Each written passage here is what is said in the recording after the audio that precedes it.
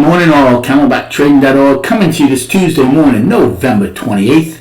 We're looking at window traders market profile of the ES and the NQ. So let's talk a little different this morning.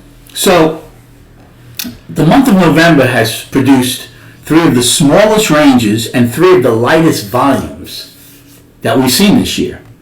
So there's two sides to the camp, right? The bear camp is certainly saying the bulls are done, they're exhausted, they can't go any higher, and the lack of volume and range extension has shown that.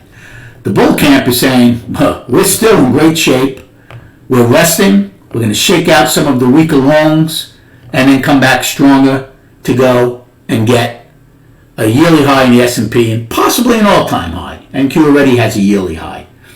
Which side is right?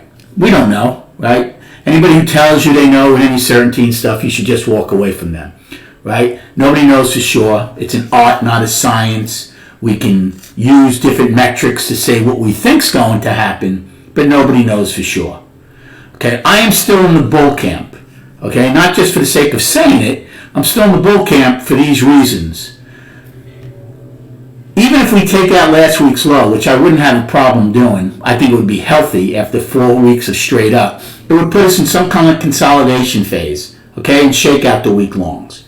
A lot of people are talking about the excess that NQ had on Wednesday, okay? Now that is certainly excess at the yearly high. But what people never talk about is the excess we had on those huge gaps up. Gaps are a form of excess.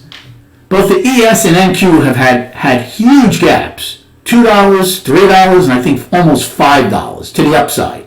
Not one of them have even been touched.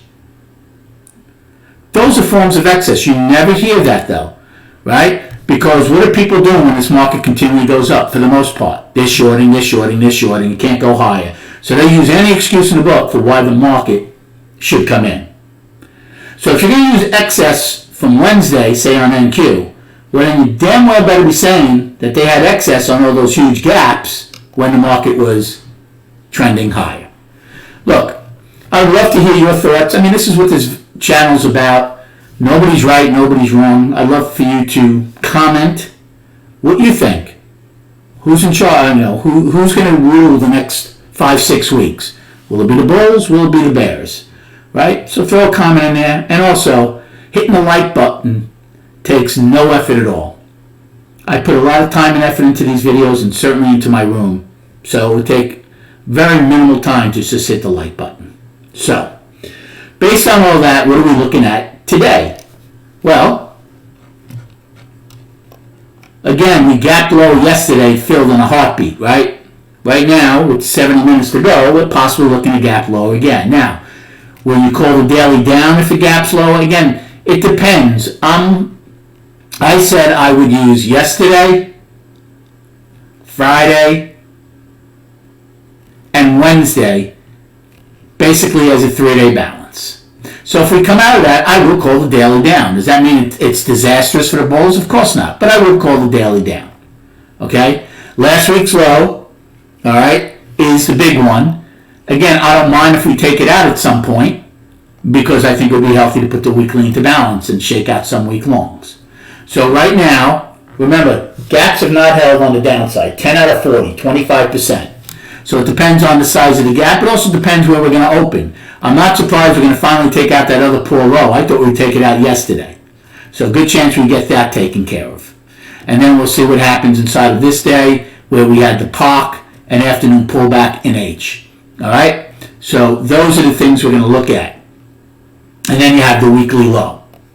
So as far as the game plan, if we take out the overnight low sooner rather than later. Now remember what happened yesterday. We gapped lower, filled the gap. We never got the overnight low. Never got it.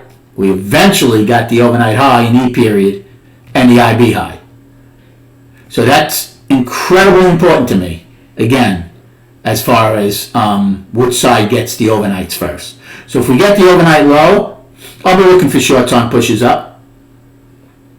If we don't get it again, then we have to be wary if this gap fills and we get acceptance back into yesterday's range. Remember, all we have inside yesterday, and it was our second smallest range of the year, was only $1.41. So if we get acceptance into yesterday, there's a good chance we're going to go trade at that wide POC. And guess what? Our overnight high is exactly at yesterday's POC, 12 out of 13 wide.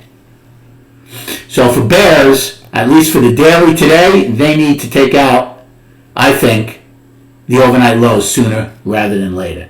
Same goes for triple Qs. Now Qs, I said you could use K as a pullback.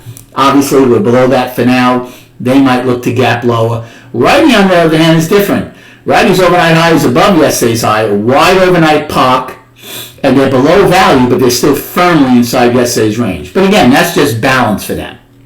Even if they take out yesterday's low, it's still balance. For righty, I would use this day as the balance low. Now, as far as triple Qs and NQ go, again, right? How many days are you going to use as your balance? Here's yesterday, Friday, Wednesday, Tuesday, Monday. I'd probably use this. Again, it depends. You want to use a 3-day balance. You want to use this day as your balance. It's all subjective. Okay? So, we'll see as the day starts evolving. And again, that's why being in my room for, first of all, 30 a month, or I can't believe not one person has taken me up on that yearly offer for $225, which is like $18 a month, and 10% I would give to St. Jude's Children's Hospital. Not one person's taken me up on it. It's incredible. Because what we offer in the room for 6.5 hours, almost 7 hours, is worth probably 20 times what I'm charging.